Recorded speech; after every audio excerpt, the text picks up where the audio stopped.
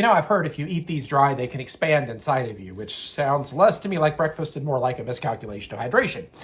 But apparently they can also replace oatmeal and possibly cornstarch. Which raises an interesting question. If something can thicken liquid and turn into pudding, could it actually be a useful pantry tool? So today we're figuring out whether chia seeds are genuinely useful or just aggressively hydrated bird food.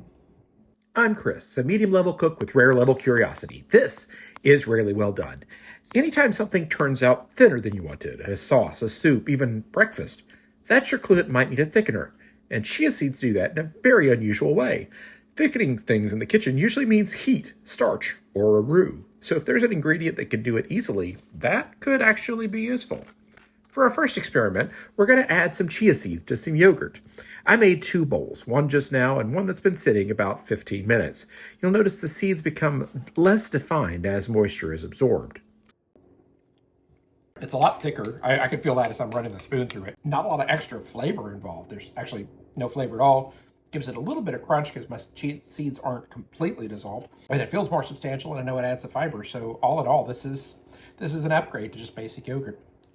Let's try something even thinner. We'll combine about 3 tablespoons of chia seeds with milk and let it sit in the fridge. No heat, no stirring on the stove, just time. In fact, the longer you neglect it, the better it gets. Now that's my kind of meal prep. Then I'll top with nuts and bananas to round it out. All right, I'm going to try this chia pudding. Still pretty simple, but good. The effort it took to get to this little pudding is so minimal. It's ridiculous, and I can see why a lot of people choose it for breakfast. Oatmeal is mostly starch, but chia seeds are mostly fiber and fat. That means slower digestion, better blood sugar effects, and you feel full with less of it. Chia pudding is kind of like oatmeal that chose efficiency over nostalgia. So if you want heat and softness, oats probably win. But if you want zero active cooking and higher fiber density, chia competes. Next, let's try thickening a thin broth. I have one here from the refrigerator. I'll stir in a small amount of chia seeds and let them hydrate.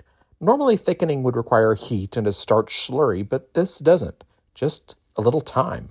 All right, so this broth has been sitting for a little bit with the chia seeds. It's hard to tell on camera, but it's got a lot more body to it. It's a little more gelatinous is too strong of a word, but it's got texture other than just liquid, which is exactly what I was going for. It's good mouthfeel. It feels like a thicker sauce now. It's not perfect in every circumstance where you might want to thicken up a broth or even a salad dressing, but it does a pretty darn good job. Anytime you see that you have a dressing or a sauce that's too thin, there's your clue that chia could solve it. This is especially true if it's something that shouldn't be heated, like a dressing. But can it work as insurance against too much moisture in something like meatballs? Next, we'll make a simple meatball mixture. I'm reducing the breadcrumbs slightly and adding a small amount of chia seeds to help absorb moisture and give the meatballs some structural support. Let me know in the comments if your meatballs ever dry out. Breadcrumbs absorb moisture. Chia absorbs moisture more aggressively, so used moderately, it helps hold liquid inside the mixture. Used excessively, it becomes noticeable. So this isn't a full replacement. It's a moisture insurance policy. I'll pan fry them here to get the Maillard reaction going, and I'll give them a taste. Fun fact, this is the first time I've ever actually made meatballs, so let's see how they turned out. All right, the texture looks great. They don't look overdone. Just enough moisture, but not too much. Yeah, I think the chia seeds did a good job balancing out the moisture. I think there's a little nuttiness in there too. I think some of those chia seeds didn't get enough moisture to really gel out, and therefore there's a little bit of a nutty crunch to left to it, which is a good side effect, you know, if you're going to fail gracefully, right? Keep in mind, I am an amateur, so failing gracefully is a win in my book. I don't call this a failure. That's pretty good. Hey, honey, we're having spaghetti and meatballs tonight, just so you know.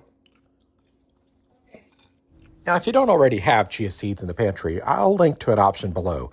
They're inexpensive, shelf-stable, and surprisingly useful.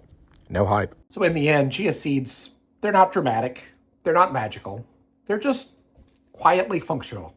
And you know, sometimes that's enough. I hope I've encouraged you to try something new. Thanks for watching.